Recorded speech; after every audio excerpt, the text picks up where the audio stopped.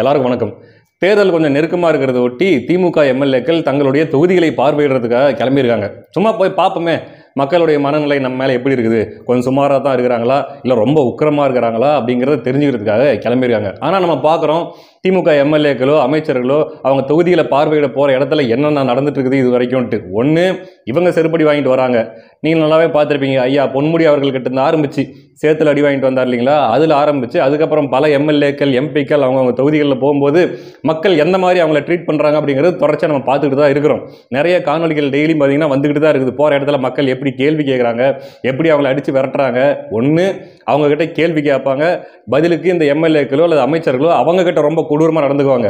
இந்த தண்ணி இப்படி மோசமாக இருக்குது பாருங்க அப்படின்ட்டு அந்த தண்ணியை கொடுக்கும்போது அந்த பாட்டில் பிடிங்கி கீழே வீசுறது, அப்புறம் இந்த மாதிரி அவங்கக்கிட்ட ரொம்ப கொடூரமாக நடந்துக்கிறது, அல்லது கேள்வி கேட்குற கேள்விகளுக்கு பதில் சொல்ல முடியாமல் அங்கேருந்து தெரித்து ஓடுவது. இது ரெண்டில் ஒன்று கட்டாயம் நடக்குது. அந்த வகையில் பார்த்தீங்கன்னா நேற்று ஆர்கே நகர் ராதாகிருஷ்ணன் நகர் எம்எல்ஏ எபனேசர் அவர்கள் தங்களுடைய தொகுதியை பார்வையிடுறதுக்காக கிளம்பியிருக்காரு. பொதுவாக என்ன பண்ணுவாங்க, மக்கள் கூடுவாங்க. எம்எல்ஏவோ எம்பியோ தன்னுடைய தொகுதியை வராங்கன்னா மக்கள் கூடுவாங்க. எதனால் அப்படின்னா, சரி பரவாயில்ல, குறைஞ்சபட்சம் தேர்தலுக்கு இன்னும் கொஞ்ச நாள் தான் இருக்குது, இப்போ போய் கேட்டாலாவது அந்த ஓட்டுக்காகவாவது நம்ம கேட்குற ஏதாவது கொஞ்சம் நிறைவேற்றி கொடுப்பாங்க அப்படின்ற ஒரு நப்பாசையில் அவங்க கிட்ட போய் கூடுறாங்க. அதே மாதிரி தான் எம்எல்ஏ எபனேசர் போகும்போதும் கூட அங்கே இருக்கிற மக்கள் அங்கே வந்து கூடியிருக்காங்க. கூடும்போது அந்த கூட்டத்தில் ஒரு பெண்மணி கேட்டுருக்காங்க, ஏங்க எங்களுக்கு நீங்கள் தர வேண்டிய அந்த மகளிர் உரிமை தொகை எங்களுக்கு இன்னும் வரலைங்க, அதை எப்போங்க கொடுப்பீங்க அப்படின்ட்டு ஒரு பெண் கேட்டிருக்காங்க. அப்போது அந்த எம்எல்ஏ கூட வந்த யாரோ ஒருத்தர் உதவியாளரோ யாரோ ஒருத்தர் அவர் என்ன பண்ணுறாரு, அந்த பெண்ணை பிடிச்சி திட்டார். ஏமா எல்லாருக்கெல்லாம் தர முடியாதுமா, ரொம்ப ஏழையா ரொம்ப அப்படி இருக்கிறவங்க தான் தர முடியும், உங்களுக்கு என்ன நீங்கள் சொகுசாக வாழ்ந்துட்டு இருக்கிறீங்கன்ற மாதிரி அவர் பேசியிருக்காரு. அப்படி நீங்க மென்ஷன் பண்ணலையேங்க உங்க தேர்தல் வாக்குறுதியில. தேர்தல் வாக்குறுதி என்ன சொல்லியிருந்தீங்க, அனைத்து குடும்ப பெண்களுக்கும் அப்படின்ட்டு சொல்லியிருந்தீங்க இல்லையா. அதை தான் வந்து கேட்குறாங்க, ஏங்க கொடுக்குறேன்னு சொன்னீங்களே ஏங்க கொடுக்கல அப்படின்னா இவர் டென்ஷன் ஆகிறாரு.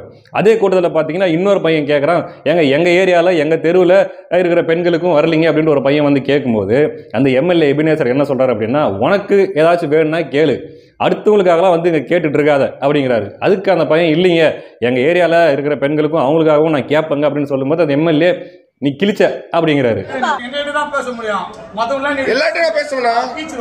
அதோட நிக்காம கூடுதலா என்ன சொல்லியிருக்கிறாருன்னா, இவங்க இப்படிதான் மென்டல் மாதிரி தெருவா பேசிட்டு திரிகிறாங்க அப்படின்ட்டு சொல்லியிருக்கிறாரு.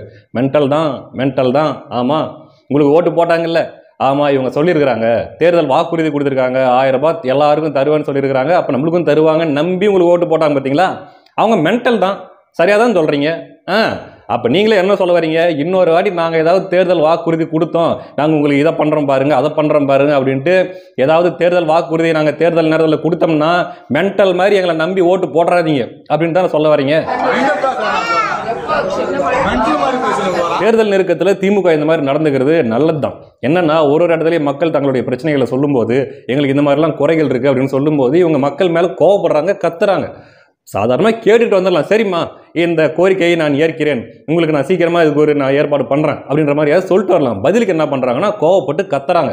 எதனால் தெரியுமா, இந்த வருஷமாக இவங்க நம்பிட்டு இருந்தாங்க, நம்ம இலவசமாக பேருந்து கொடுத்துருக்குறோம், நம்ம மாதம் 1000 ரூபாய் கொடுத்துருக்குறோம், இதுலேயே இவங்க திருப்தி ஆயிடுவாங்க, இதுலேயே இவங்க நம்மளை எந்த கேள்வியும் கேட்க மாட்டாங்க அப்படின்னு நம்பிட்டு இருந்தாங்க. அதனால தான் ஒவ்வொரு தடவையும் அந்த 2 விஷயத்தை மட்டும் சொல்லி காட்டிகிட்டே இருப்பாங்க. நீங்கள் பாருங்கள், பொன்முடி ஆரம்பித்தார் ஓசி அப்படின்ட்டு ஆரம்பித்தார். அதுக்கப்புறம் பாருங்கள், ஐயா ஸ்டாலின் அவர்களை யாராவது சந்திக்க போனால் கூட எந்த இடத்துல யாராச்சும் ஒரு வேளை பேருந்தில் யாராச்சும் பார்க்குறாரு அல்லது வெளியே யாராவது பெண்களை பார்க்குறாரு அப்படின்னா கேட்குற முதல் கேள்வி, பஸ் எல்லாம் போகிறீங்களா, உங்களுக்கு அது நல்லா வசதியாக இருக்குதா, மாதம் 1000 ரூபா கரெக்டாக வந்துடுதா, இந்த கேள்வியை தவறாமல் கேட்டுருவார்.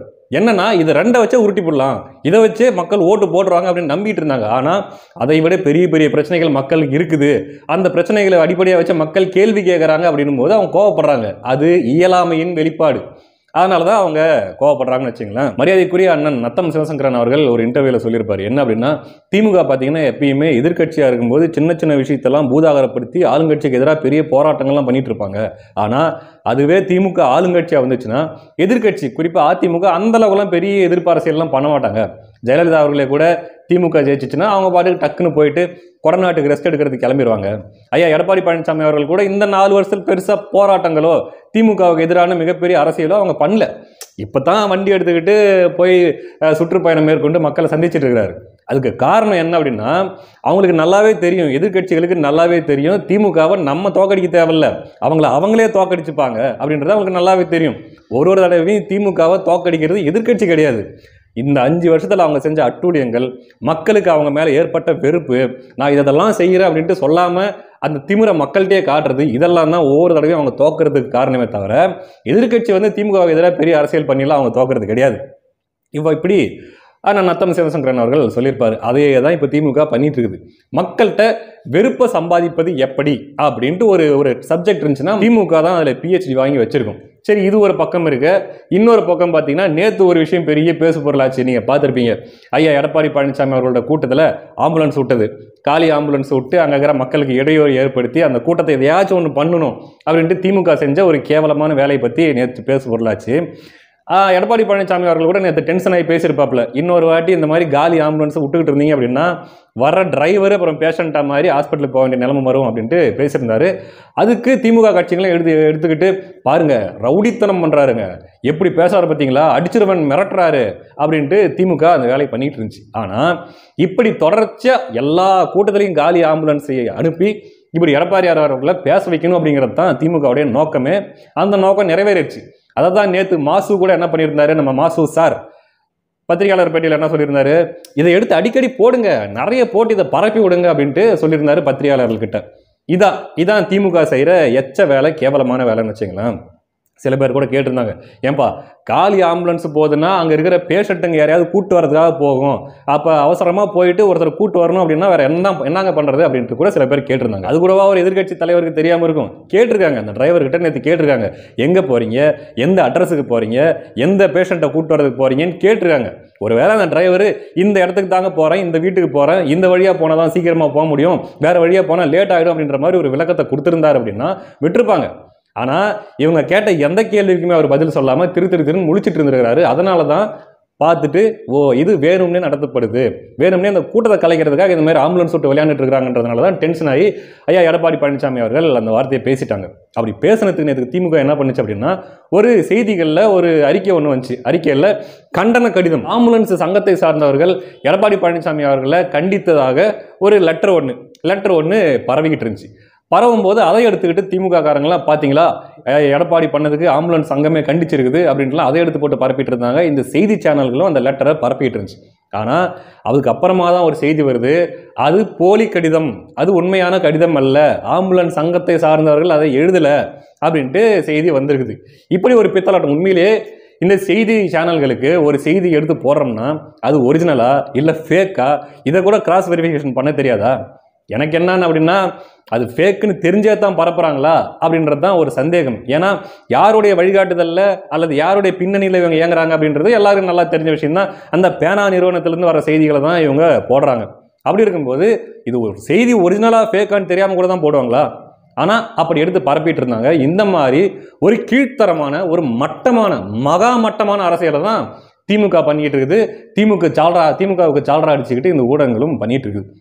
இதில் பாருங்க, அந்த லெட்டர் பேடில் ஒரு பேர் இருக்குது. அந்த பேர் யாரோட பேரோ அந்த நபரே புதிய தலைமுறை அலுவலகத்துக்கு ஃபோன் பண்ணி கேட்குறாரு, ஏங்க யார் இந்த லெட்டர் போட்டது, நான் எதுவும் எழுதலையே அப்படின்ட்டு அவரே ஃபோன் பண்ணி விசாரிக்கிறாருங்களா?